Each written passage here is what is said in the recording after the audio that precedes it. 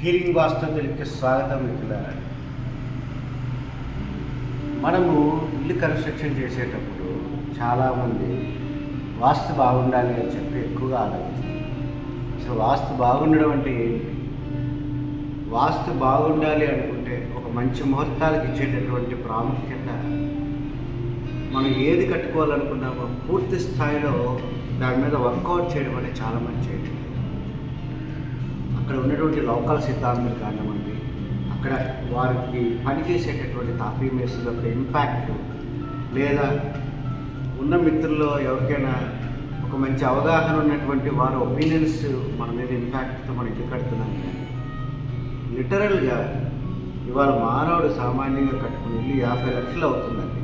ఒక 10-15 లక్షల స్థలం తీసుకున్న ఒక 20-25 లక్షలతో ఖర్చు పెడితే కానీ ఇల్లు అవుతాం. 50 లక్షలు మనం లిటరల్గా ఖర్చు పెడితే ఈ యొక్క యూట్యూబ్ ఇలాంటివన్నీ మనం చూసి మన మనసుకు నచ్చిన ఒక 10 రకాల ఒపీనియన్స్ తీసుకొని వాటిని క్లబ్ చేసుకొని స్టిల్ వాస్తు బాగుందా బాగాలేదా అని ఆలోచిస్తున్నాం. యాక్చువల్గా అందుకే ఒక వాస్తు ప్రకారంగా మనం ఇల్లు కట్టుకోవాలనుకునేటప్పుడు మన మీద ఇంపాక్ట్ కలిగించేటటువంటి సబ్స్టెన్స్ ఏమిటి అనేది మనం ఆలోచించాలి. ఇప్పుడు వాస్తు బాగుంది, వాస్తు బాగాలేదు అంటే మన మీద ఏదో ఒక ఎలిమెంట్ ఇక్కడ పనిచేస్తుంది కదా, ఆ ఎలిమెంట్ ఏంటి అనేది ఇంపార్టెంట్.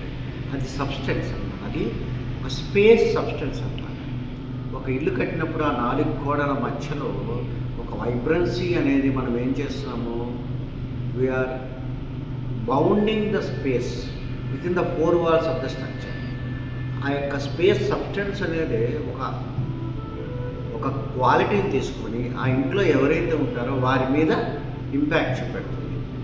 ఓకే, ఒక ఇంటి తాలూకు స్పేస్ క్వాలిటీ మనిషి మీద దేనిపైన చూపెడుతుంది అనేది ఇక్కడ ఇంపార్టెంట్. ఇక్కడ ఇల్లు అనేది తీసుకున్నప్పుడు ఇంటిలో ఏదైతే మనం బౌండ్ చేసినటువంటి స్పేస్ క్వాలిటీనే వాస్తు పురుష ఆఫ్ దట్ హౌస్. మనము ఆ యొక్క వాస్తు పురుష ద ఎనర్జీ ఆఫ్ దట్ హౌస్ని డిఫైన్ చేస్తున్నాము. 4 గోడల మధ్య ఆ ఇంటి మెంబర్స్ ఎవరైతే ఉంటారో వాళ్ళని రంజింపచేయమని, వాళ్ళని ఎలివేట్ చేయమని చెప్పి. అందువల్ల స్థాపత్య వేద ధర్మంలో ఒక ఇల్లు కట్టాలి అనుకునేటప్పుడు ఆ ఇంట్లో ఎవరెవరు ఉంటారు, వాళ్ళ యొక్క ఇన్నర్ కాన్షియస్నెస్, వాటి యొక్క ప్రాపర్టీ ఏంటి అనేది మనం తెలుసుకొని మనం దానికి తగ్గట్టు ఒక స్పేస్లో క్వాలిటీని క్రియేట్ చేస్తాం. అది వారి జన్మ నక్షత్రం ద్వారా మాత్రమే తెలుస్తుంది. తప్పనిసరి పరిస్థితుల్లో వారి నామ నక్షత్రం కూడా తీసుకుంటాం అనమాట. దట్ మీన్స్ ఇక్కడ మనం వాస్తు ప్రకారం ఇల్లు కట్టుకుంటామంటే ఒక కంటికి కనపడిన సబ్స్టెన్స్ నీ లోపల ఉన్నది ఆత్మరూపంలో.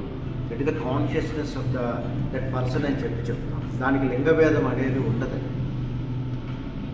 ఆ కాన్షియస్నెస్ ఏదైతే ఉన్నదో ఆ యొక్క కాన్షియస్నెస్కి అనుకూలంగా ఎలివేట్ చేసేటటువంటి ఒక కాన్షియస్నెస్ని మనము కనుక్కొని ముందే లెక్కలు కట్టి వారి స్థలాన్ని బట్టి ఆ యొక్క క్వాలిటీని 4 గోడల మధ్య పుట్టించడమే వాస్తు ధర్మం.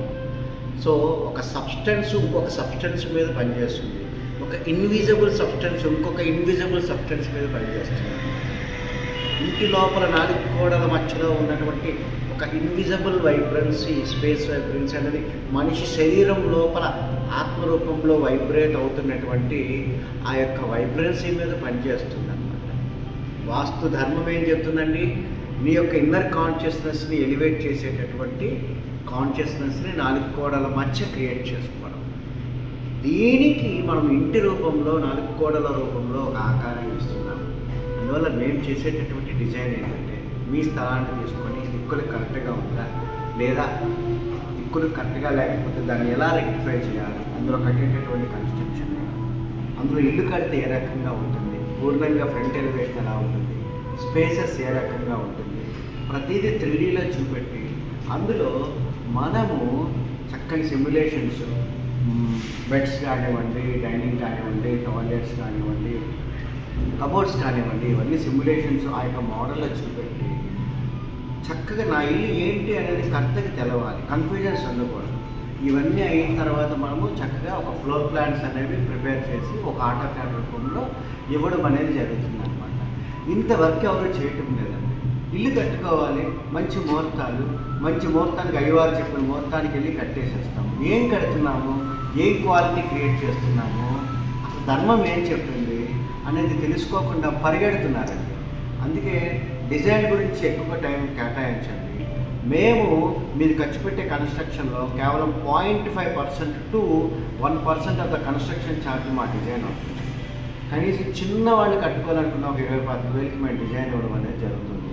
ఒక 4,000 ఎస్ఎఫ్టీ వరకు కట్టుకోవాలనుకున్న 50,000 లోపలే ఇంత పని మేము చేస్తాం. అందువల్ల దయచేసి ఏ అపోహ ఉన్నా, నేను శ్రీను కుమార్ని, స్థాపత్యవేద ధర్మం మీద 17 సంవత్సరాలుగా ఈ ధర్మం మీద పరిశోధన చేస్తూ మన తెలుగు జాతికి ధర్మం అర్థమవ్వాలని హీలింగ్ వాస్తు తెలుగు ద్వారా చేసే ప్రయత్నానికి ఇప్పుడిప్పుడే ప్రకృతి నుంచి సహకారం లభిస్తుంది. Thank you very much.